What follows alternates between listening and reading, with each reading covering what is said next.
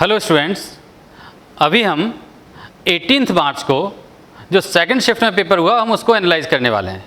But मैं आपको बता दूं, जो सारे पेपर 16, 17, 18 मार्च को हुए, मैंने ये ऑब्जर्व किया कि सारे पेपर एनसीईआरटी से ही आए हैं सारे क्वेश्चंस, और इसमें बहुत इजी टर्म्स यूज़ की गई हैं। ओवरऑल मैं सारे पेपर्स को अगर एनालाइज करके बात करूं तो मैं इनको सबको इजी कैटेगरी में डालूंगा, यानी सारे पेपर्स इजी थे। जैसे मैं अभी लास्ट पेपर में जो अभी है पेपर में उसको बताने वाला हूँ, उसमें भी आप देखेंगे कोई क्वेश्चन एवरेज लेवल का भी नहीं आया।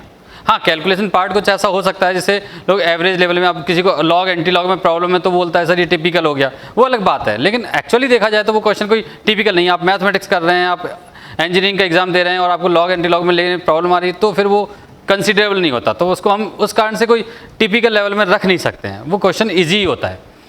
तो मेरा मतलब ये कि कुल मिला के जितने भी पेपर्स अभी तक हमने डिस्कस किए हैं या एनालाइज किए हैं, अगर आप नेक्स्ट मंथ में फिर से मेंस का एग्ज़ाम दे रहे हैं और जो बच्चे अटेम्प्ट कर रहे हैं वो प्लीज़ एनसीईआरटी की प्रिपरेशन करें, एनसीईआरटी से ही प्रिपरेशन करें अपनी पूरी, और कोशिश करें कि उसमें जो मेन पॉइंट्स हैं डायरेक्ट क्वेश्चन पूछे जाएँ, कोई टिपिकल नहीं, जैसे कौन कैसे सॉल्व होते हैं, कॉलोइडल सॉल्व कौन से पॉजिटिव सॉल्व है, नेगेटिव सॉल्व है, या सरफेस केमिस्ट्री में कॉलोइडल सॉल्यूशन पर डिस्कशन किया गया, इफेक्ट पूछा गया, टिंडल इफेक्ट होता है क्या क्या, मतलब इस टाइप की छोटी छोटी चीज़ें अगर आप डिस्कस करें या पढ़ें तो ज़्यादा बेहतर रहेगा आपकी प्रिपरेशन के लिए। यहाँ पर देखो जरा ध्यान से, इसमें ये क्वेश्चन है स्टोइकियोमेट्री से। इस बार स्टोइकियोमेट्री से भी बहुत क्वेश्चन आए हैं। स्टोइकियोमेट्री में मैं आपको बता दूं, रेडॉक्स यानी इक्विवेलेंट कॉन्सेप्ट और मोल कॉन्सेप्ट वगैरह और ये सब बेसिक कॉन्सेप्ट का टर्म पूरा स्टोइकियोमेट्री में काउंट होता है। आप देखिएगा ये क्वेश्चन है, बड़ा सिंपल क्वेश्चन है, परसेंटेज यील्ड पूछा हुआ है, बड़े आराम से क्वेश्चन हो जाता है, ईजी क्वेश्चन है, कोई टिपिकल क्वेश्चन नहीं है। ये है, हाँ ये मैंने एक बार एवरेज में रख दिया क्योंकि बहुत सारे बच्चे जो आजकल प्रिपरेशन कर रहे हैं वो प्रैक्टिकल वगैरह पे ज़्यादा ध्यान नहीं देते हैं।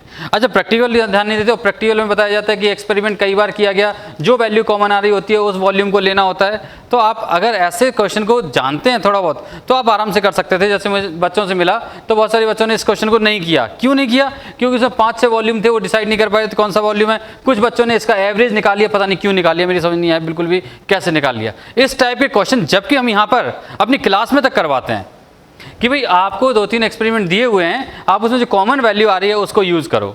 लेकिन ये क्वेश्चन ईजी था बट नहीं करके आए तो मैं क्या बोलूँ, फिर भी ईजी है ये, और ये क्वेश्चन ईजी लेवल में ही आता है, इसमें कोई टिपिकल वाली बात नहीं है। अब वो आपने नहीं पढ़ा अलग बात है, उस कारण से इसको टिपिकल कैटेगरी में तो नहीं डाला जा सकता ना।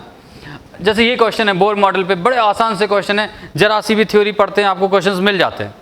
तो रिजल्ट फाइनली ये मिल रहा है इसमें हमें, जो हमने ऑब्जर्व किया कि आप जो नेक्स्ट प्रिपरेशन करने वाले हैं उसमें आप कोशिश करो जो चैप्टर का मेन पार्ट है, जिस चीज़ पे हेडिंग, जैसे हेडिंग डाल के जो थ्योरी एक्सप्लेन की गई, आप उसके ही पॉइंट्स अगर याद करेंगे या important points of the chapter याद करेंगे तो आपके पेपर डेफिनेटली मेंस लेवल पे बहुत अच्छे हो जाएंगे, बहुत बहुत अच्छे। हाँ, थोड़ी बहुत कैलकुलेशन आपको करनी पड़ेगी इसमें, क्योंकि इसमें डेसिमल में आता है, उसे नियरेस्ट डिजिट तक आंसर निकालना है, तो ये आपको ट्राई करना चाहिए, इसमें आपको ये नहीं करना चाहिए। और जिनको ये प्रॉब्लम है वो प्लीज़ प्रैक्टिस और करें, अभी आपके पास टाइम है नेक्स्ट एग्जाम के लिए।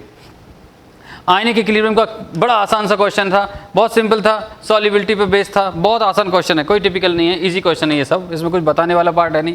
ये क्वेश्चन देखो, हाँ ये क्वेश्चन मैंने सिर्फ इसलिए एवरेज में डाल दिया क्योंकि यहाँ पर लॉग एंटी लॉग का टर्म थोड़ा सा यूजेबल था। लेकिन मैं आपको फिर से बताऊँ, आप मेंस की प्रिपरेशन, मेंस का एग्जाम दे रहे हैं, इंजीनियरिंग की प्रिपरेशन कर रहे हैं और मैथमेटिक्स आप पढ़ते हैं तो ये कोई टिपिकल टर्म नहीं आती है। लेकिन बहुत सारे बच्चों ने नेगेटिव देख के, आप एग्जाम में जो आपकी कंडीशन होती है उस सिनेरियो को देख के, जो आपकी साइकोलॉजी एग्जाम में होती है उस बेस पे मैं इसको ठीक है मान लेता हूँ कि थोड़ा एक्स्ट्रा दिमाग लगाना पड़ता तो एवरेज कैटेगरी में, बट ये है क्वेश्चन इजी, सिर्फ इस कंडीशन के कारण मैं इसको एवरेज कैटेगरी में डाल रहा हूँ, अदरवाइज ये क्वेश्चन इजी ही है। और यहाँ पर जैसे ये केमिकल काइनेटिक का क्वेश्चन है, बड़ा सिंपल है, इसमें एक कन्फ्यूजन है क्योंकि अभी किसी बच्चे ने हमें इसका यूनिट नहीं बताया था, तो हमने इस क्वेश्चन को सॉल्व या सॉल्यूशन बनवाया है, फर्स्ट ऑर्डर मान के किया हुआ है, लेकिन कंडीशन अभी हमारे पास इसमें फर्स्ट ऑर्डर जैसा। अब जो एक्चुअली ये क्वेश्चन हमें मिले हैं बच्चों से पूछ कर, तो कुछ ना कुछ इसमें मुझे लगता है कुछ एरर है, कुछ डेटा गड़बड़ हो सकता है, लेकिन हमें लगा कि इसको हम फर्स्ट ऑर्डर से बता दें, शायद फर्स्ट ऑर्डर के बेस पे आया हो क्वेश्चन।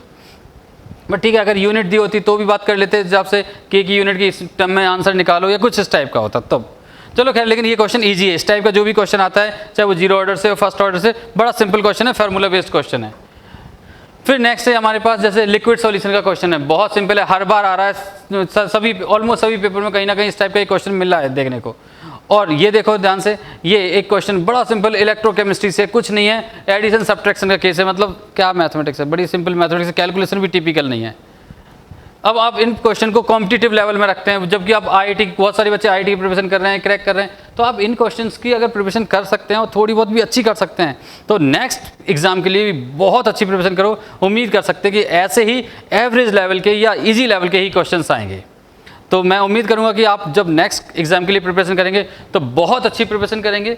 हाँ, एक बात और है, जितनी भी आप प्रिपरेशन करें प्लीज़ आप कोई ऐसे नोट्स या ऐसी चीज़ें कलेक्ट कर लें जिसमें हर चैप्टर के इम्पोर्टेंट नोट्स या इम्पोर्टेंट पॉइंट्स आप ज़रूर याद करें, क्योंकि उन पर बेस्ड कोई ना कोई क्वेश्चन है। स्पेशली जो क्वेश्चन जो थ्योरेटिकल चैप्टर जैसे सरफेस केमिस्ट्री है, उसका कोलोइडल पार्ट है, ये बहुत इंपॉर्टेंट हो गया इस टाइम में, स्टोइकियोमेट्री के परसेंटेज यील्ड वगैरह रिलेटेड। अब मुझे उम्मीद है कि नेक्स्ट टाइम कोई क्वेश्चन हो सकता है एम्पेरिकल फार्मूला बेस्ड आ जाए, लेकिन आएगा बहुत ईजी। जैसे इस बार भी आए थे कुछ क्वेश्चन इस टाइप के जिसमें बर्न किया, CO2 H2O बनाया, उसमें स्टोइकियोमेट्री बेस पे था। मुझे लगता है कि अब ऐसा कोई क्वेश्चन एम्पिरिकल फार्मूला बेस्ड हो जाए या कुछ आएगा इसी टाइप का। कुल मिला के आप कोशिश ये करो कि वो सब चीज़ें जो आप नॉर्मल तरीके से पढ़ सकते हैं उसे पढ़ें। ओके,